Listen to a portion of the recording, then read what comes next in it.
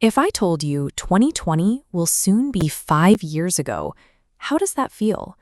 For many, those years completely vanished. There is a biological reason we feel this way. This pie chart shows a human lifespan. At age 10, 1 year makes up 10% of your lived experience. By age 30, that same year is only 3%. Every year naturally becomes a smaller fraction of your memory, so it feels shorter. That explains why life feels faster as we get older, but that's a slow, gradual change. It doesn't explain the sudden feeling that the years were slipping away from the entire world starting in 2020. The isolation and screen dependency of the pandemic years broke the internal tracking system our brains use to make sense of time. Our brains don't actually have a ticking clock inside them.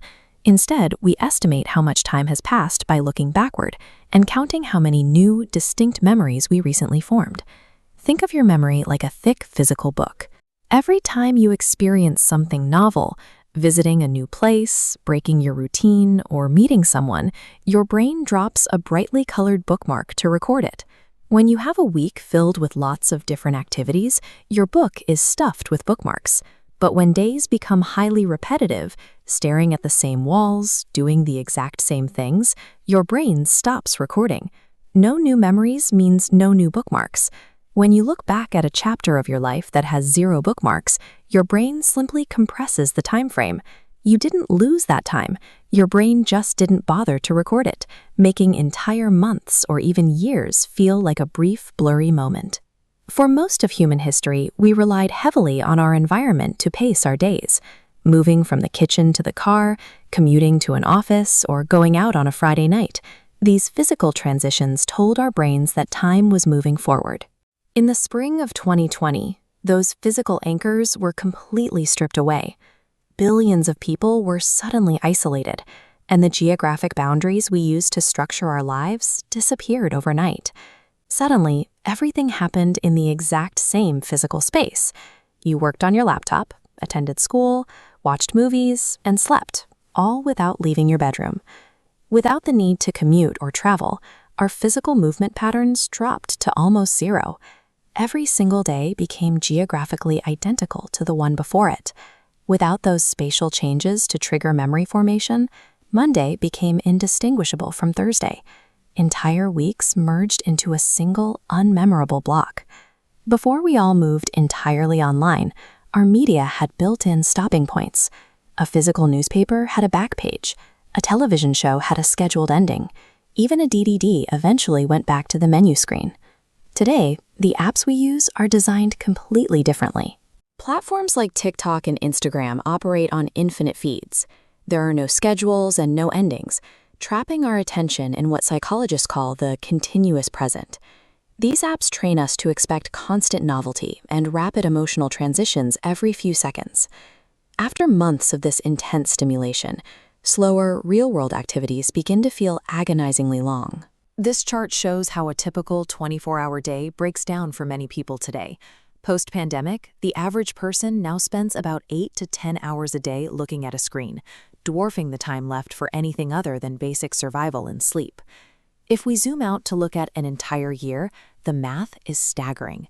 9 hours a day adds up to over 137 full days. When nearly half of your waking year is spent processing digital light rather than the physical world, your brain is left with very few real-world markers to record. By filling every spare second with digital content, we eliminated empty time, those moments of natural boredom like waiting in line or staring out a window. That quiet time is neurologically required for our brains to process duration. Without it, the days race by, but leave no permanent record behind. This distortion hit teenagers and young adults the hardest. These are the years you are supposed to be forming your identity, but for this generation, that development shifted almost entirely into a digital space. Instead of traditional, heavy memory markers like walking across a stage at graduation, going to prom, or getting a driver's license, these major life milestones were replaced by flat, screen-based substitutes. While people were still communicating through video calls and group chats, digital interaction lacks the sensory weight of physical interaction. It leaves us with fewer, rich, detailed memories, the kind of memories that anchor us in time and make a moment feel fully lived. Because of this, millions of young people experienced a lost transition. It created an enduring feeling that the most essential years of their youth passed quickly, but were never fully lived. We cannot change the past, and we can't get those pandemic years back. But we can actively slow down our perception of time moving forward by intentionally giving our brains those missing bookmarks. The first step is introducing physical novelty back into your routine. Doing something as simple as taking a different route to work or sitting in a new coffee shop forces your brain to pay attention and map out its surroundings. Next, we have to embrace empty time again.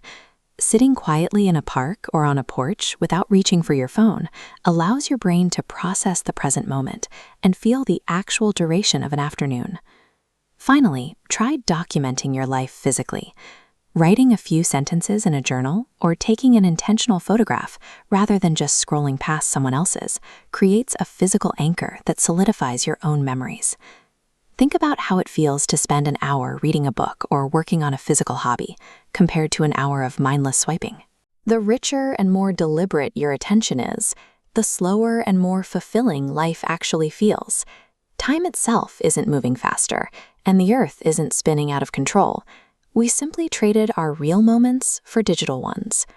The good news is, you can choose to put the screen down and step right back into reality today.